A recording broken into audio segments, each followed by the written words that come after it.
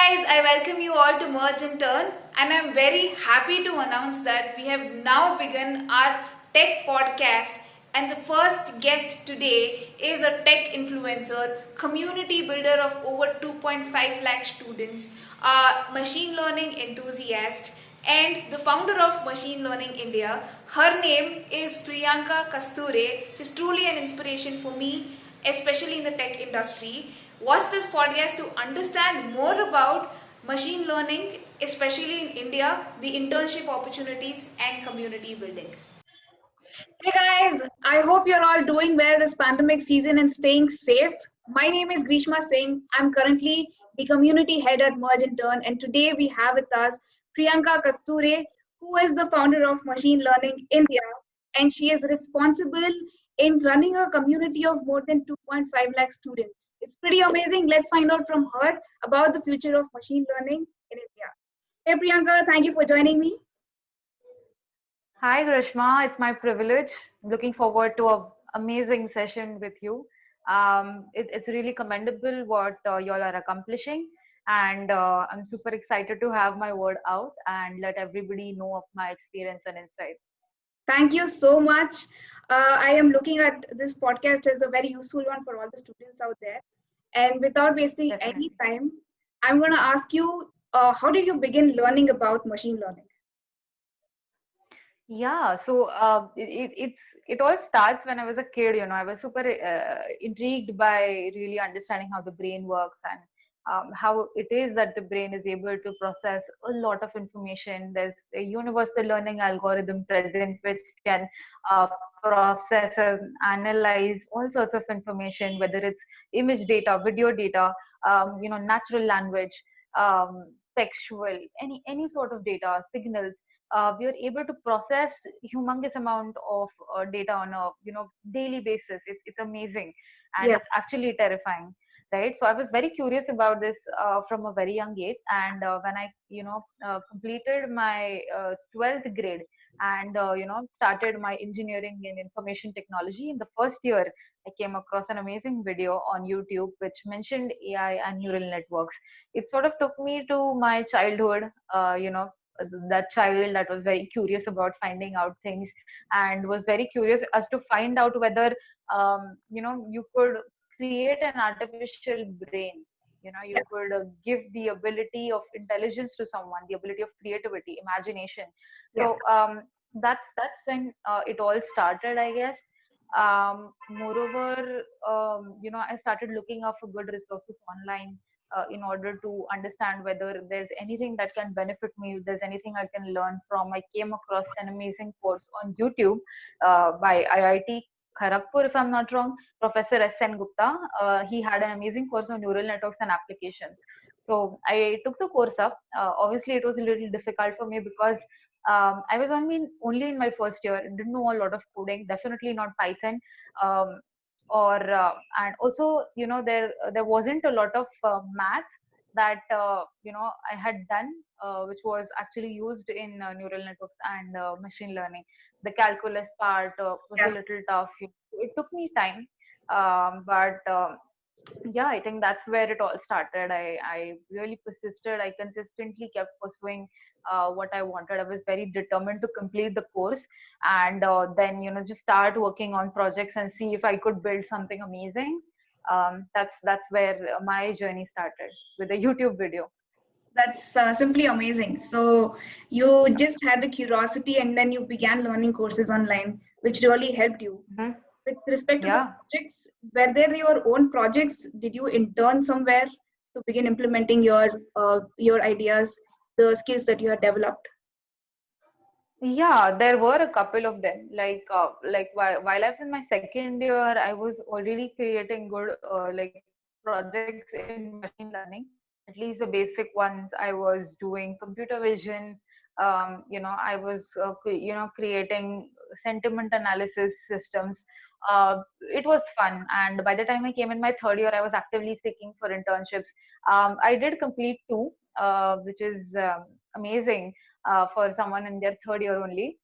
There was a company I was working at, and it was all about creating an automated system for machine learning. Like you could upload all you had to do is upload a data set and the system will take care of everything for you, Yeah. right? And you'll only be getting the output. So that was the kind of system we were working on. Apart from that, yes, I also did a lot of personal projects, Yeah.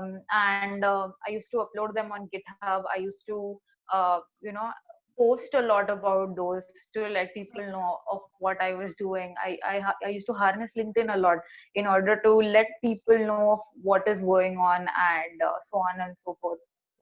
From what I understand, you did it all by your passion, and you also wanted to share what you've learned.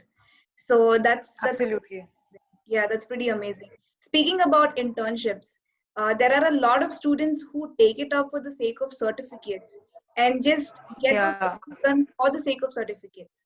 I just wanted to understand from your perspective Yeah. of what is the real meaning of actually being in an internship. See, being in an internship, the number one thing you should be doing is try to learn as much as you can. Okay, because what you're really going to be carrying to the company you're going to be working with the next time is sheer experience, right? Yeah, A certificate, yes, it can help you a little, maybe just help you get into an interview room. But all that happens after you enter the room depends on whether or not you've learned enough, whether or not you've actually implemented stuff. So yeah, certificates do help you a little, but I think more emphasis should be placed on applying techniques and creating quality projects and actually being able to do things from scratch, right? yeah, Uh, Certificates have very little worth, at least when it comes to hiring at larger organizations. yeah, Even at startups nowadays, they place more emphasis on whether or not you can get the job done, yeah. how much value you are providing, to the startup or the organization that you're working at. Absolutely, I agree with you. You have always learned it online, and do you really think that there's ample of information available online instead of actually working for the sake of certificate? What do you think is the best way for students to learn about machine learning? I think, with more and more resources being available online, with more and more quality resources going open source and free, anyone can become what they want to become absolutely free of cost if they just Google stuff, or if they are, persistently checking up on the net whether there are good resources available and are committed towards completing, let's say a particular course or a book or some articles or blogs. So Yeah, there should be enough passion, there should be enough determination within you to complete whatever you've picked up. Apart from that, I think there's no reason for someone to invest in a like an expensive certification course. I think that's not taking anyone anywhere. One or two good certifications uh, are enough. Like, you don't have to prove your worth to anyone by showing them expensive certifications, right? yeah, Also, companies tend to, take advantage of the entire commercialization of the education technology space. There are so many companies coming up in the blockchain, machine learning space, which are trying to educate more students, and they charge a very hefty amount, right? All the content that they provide is actually available up on the internet. You can go up on Coursera, you can go up on Udacity, you can go up on any other platform where the audit course option is available. You can go through the course, you can learn as much as you want to. If you want to invest in a certificate, definitely go ahead, but think twice before yeah. going in for any expensive certification is what I would like to advise. That's a very good point with respect to certification. But there are a lot of students who Absolutely. are confused about which course to get inside because there is ample of Mhm. information at the moment available and there are plenty of courses. So, how do you suggest Yeah. students take up these courses? How do you suggest them to take up the right courses, which is going to help them get the right information? I think, see, everybody has a different learning methodology, right? So what suits for me might not suit for you, right? So Yeah, there's nothing like the right course or the right time or the right roadmap or anything. It's all about experimentation. yeah, There are a few paths which are good in one particular course, and there are a couple of other paths which are great in some other course, in some yeah, other book, on some article or blog. It just depends on you. Learning is like a muscle. like a process. It's nowhere like a destination, right? Yeah. You are constantly learning, you're updating yourself, upgrading yourself with newer information, and that's how you should look at it. When people ask me whether there's a course on NLP or CV that is going to make them an expert or get them hired, I usually tend to tell them that it's not going to happen because it's just not possible, right? True. There are good courses, I'm not denying, but then you know it's pretty much like you have to experiment. You have to experiment with 2 to 3 courses, stick to one that feel is good, and basically experiment, eliminate, and then evolve, right? So it's like a cycle you have to go through, and it's perpetual, so it happens again and again and again. Perfect. I would also suggest all the students out there to follow your page. So I think with that they'll get the right sort of information where which they can refer to. Yeah. Uh, so there are a lot of students who come up and say that machine learning or artificial intelligence, it is important to learn the basics of mathematics, the basics of algorithms, and be pro at it to get inside it. Do you think that is true? Yes, it's extremely true.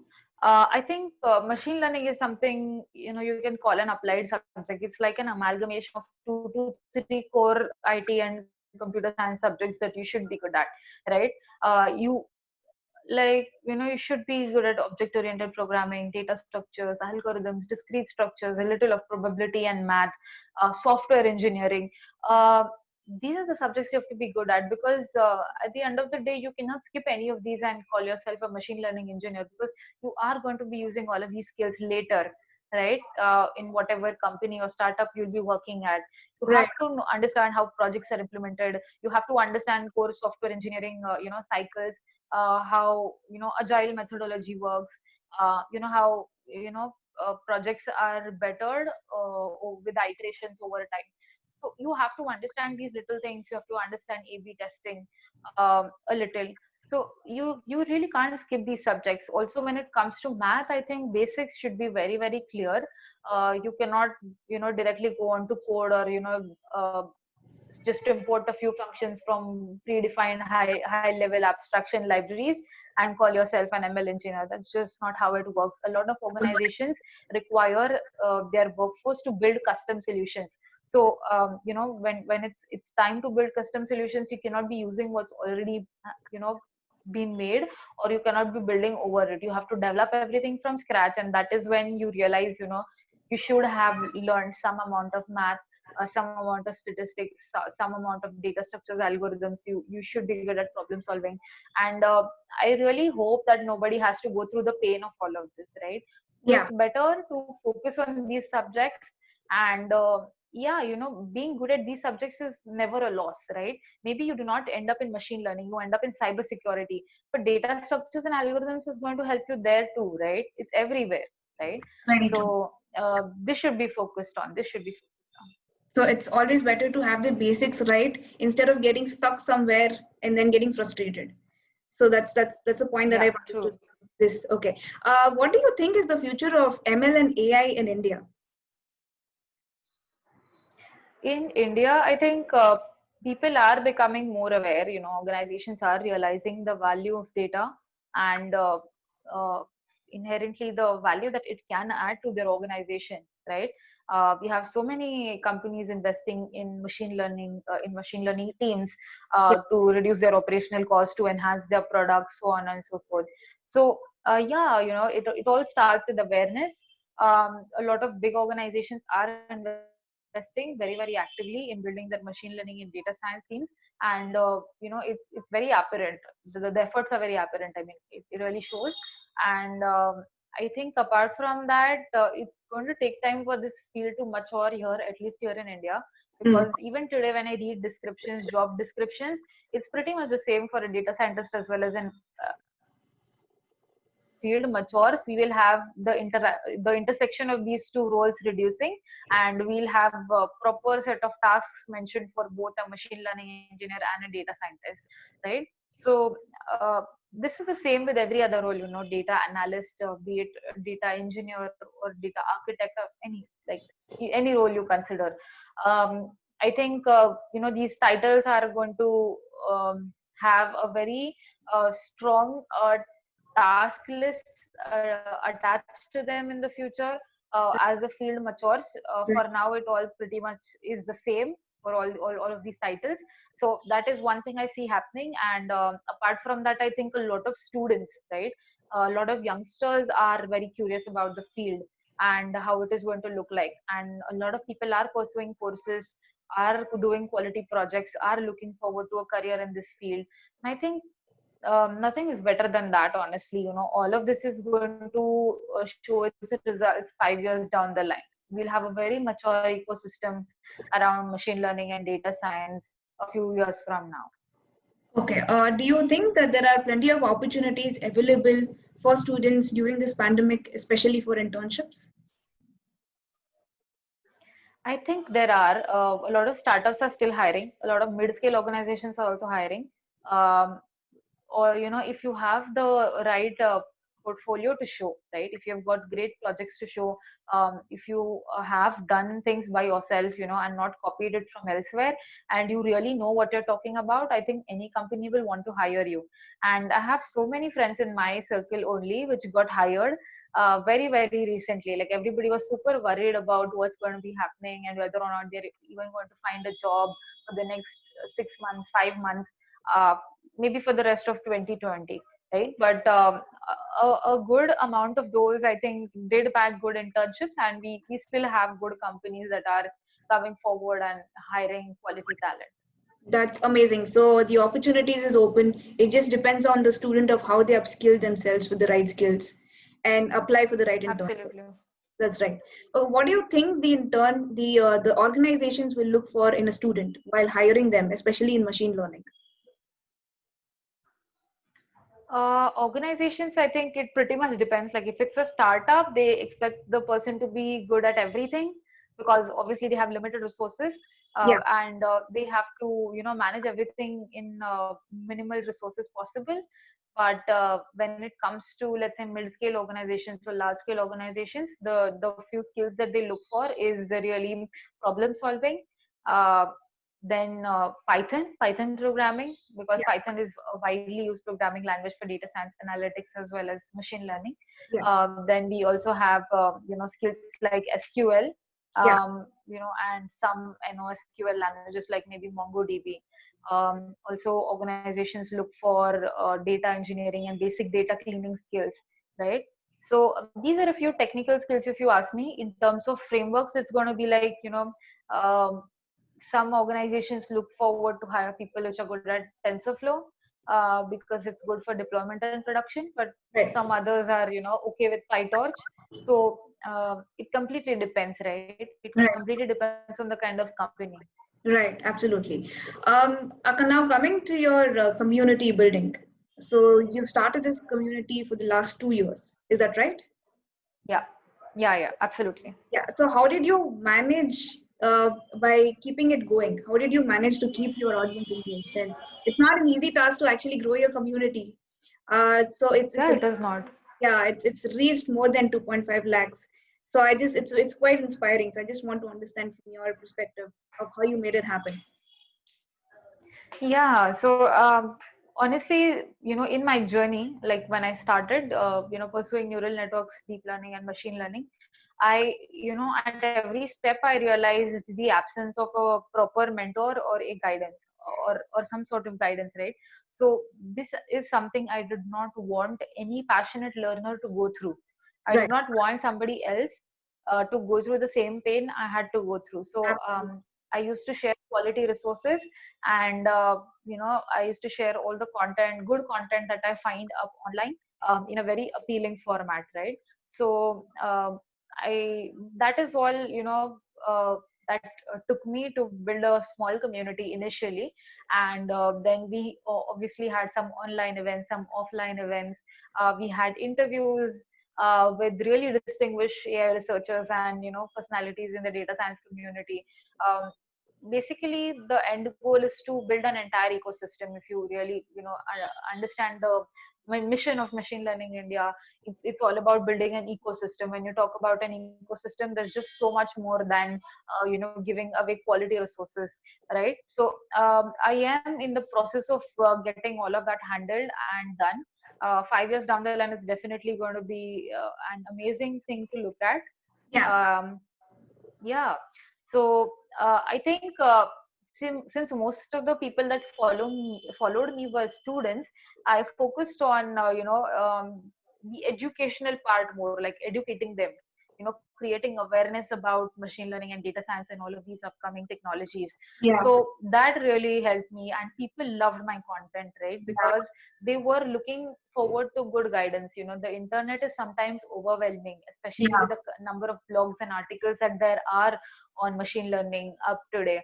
So when you go up on Google and just type machine learning, there's just so much content up there. It really becomes overwhelming, and you're lost in no time. So Okay.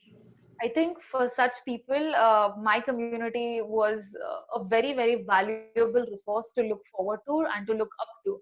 So within a very short span of time, we grew and grew very, very quickly and nicely. I think we are still putting on around 25 to 30,000 members every month, which is a very good sign. Maybe by the end of this year, we'll have around 3.5 to 4 lakh people. For sure, that's an amazing number, and it's quite inspiring for all the community managers out there. Yeah.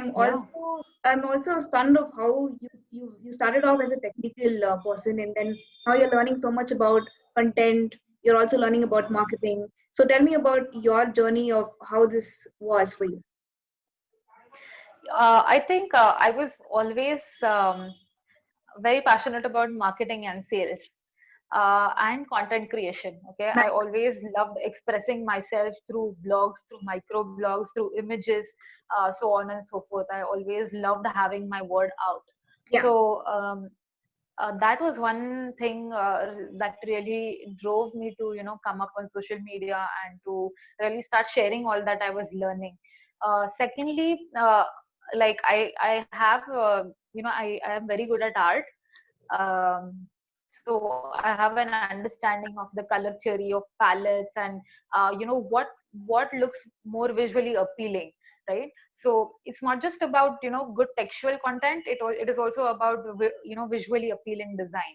So design is something which really grabs someone's attention, and only then they're going to go ahead and really read what's written inside, Yeah. right? True. So I somehow manage both these things very appropriately and optimally, I would say, right? So it all started 5 years back. Actually, one of my first few ventures was commercializing my artworks. Nice. So the name of the venture was Art Nerd, Okay. and we completed around 800 to 900 orders across India. Wow. So that is when I learned a lot of marketing and sales, and creating posters and how to sell stuff and how to go out and talk to people about what you're doing. Uh, these communication skills, presentation skills. Um, that is where it all started, and eventually it wasn't a very scalable venture. It was just me making portraits of people and then shipping them across India. It wasn't scalable. It took a lot of time, and after a point of time I stopped doing it, although I do take orders from really personal circles, but I don't do it anymore, Okay. right? So that is where I gained all of my skill set from. That was just one venture, but I have been into multiple startups from the age of 19, 18 or 19. So all of that experience has accumulated, and I apply all of that experience to what I'm doing today. It's such a wonderful journey of yours. You've always began working in a startup, and that's taught you so much. So this makes Yeah, me want to say that people can learn so much from startups, and absolutely. every success and failure that you learn out of it is going to create a huge impact in whatever you do in the future. That's something that I learned from what you said. So also, this is my favorite question. How was it like being a woman in the tech industry? Yeah.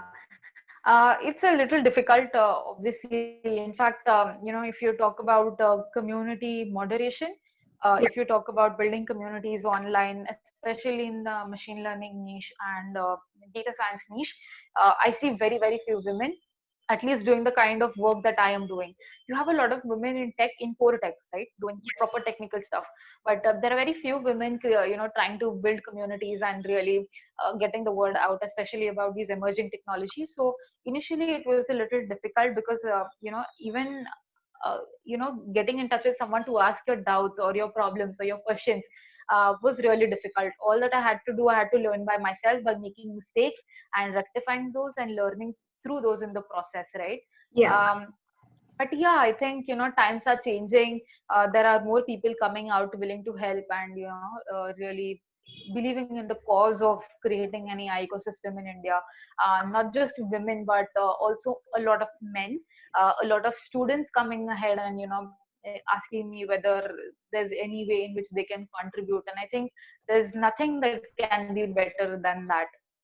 I agree with you. I think there's a lot of things which is slowly and steadily changing, which is creating a positive impact to the society. Yeah. And you've been doing an incredible work. I want to give you credits for that. So, yeah, so Thank you so much. I just want to wrap this up with one final question is what Mm-hmm. advice would you want to give for all the students out there who are currently pursuing engineering or whatsoever profession they are into? So, what would you give them one piece of advice for them? I think what I would tell them is do what they are passionate about. Okay. Not everybody has to become a data scientist or a machine learning engineer. I'm completely aware of the hype and how easy it is to be influenced by something someone else is doing or something see online, right? But Yeah. at the end of the day, you should really ask questions like, do I, feel good about myself doing this particular thing, or do I see myself doing this 20 years down the line, right? So, if the answer is yes, definitely go ahead. But if the answer is no, sit back, contemplate, really explore your options, see what you're really passionate about. It's not necessary for you to end up in IT if you've done IT engineering. I mean, look at me, right? I completed my engineering in IT and computers, but today I'm a community moderator. I'm more of a content creator and influencer.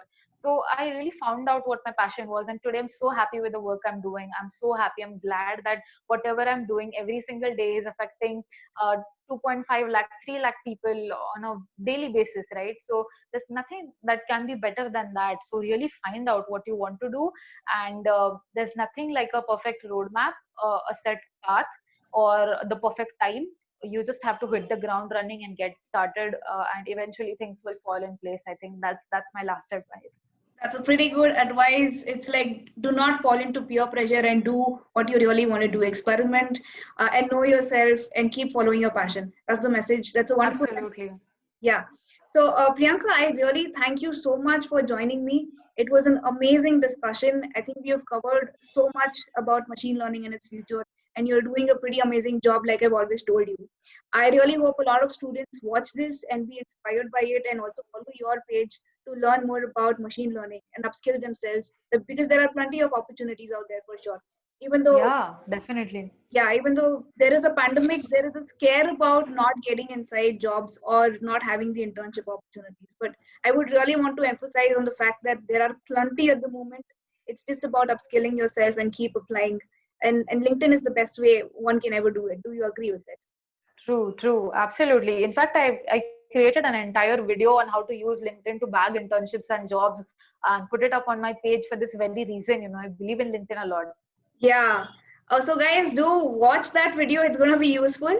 And all the links will be given in the description box. You can follow her and let us know your comments. If you have any other questions as well, we are happy to answer. So once again, Priyanka, thank you for joining me. And I really hope in the future I get to talk to you more and learn more about artificial intelligence and machine learning.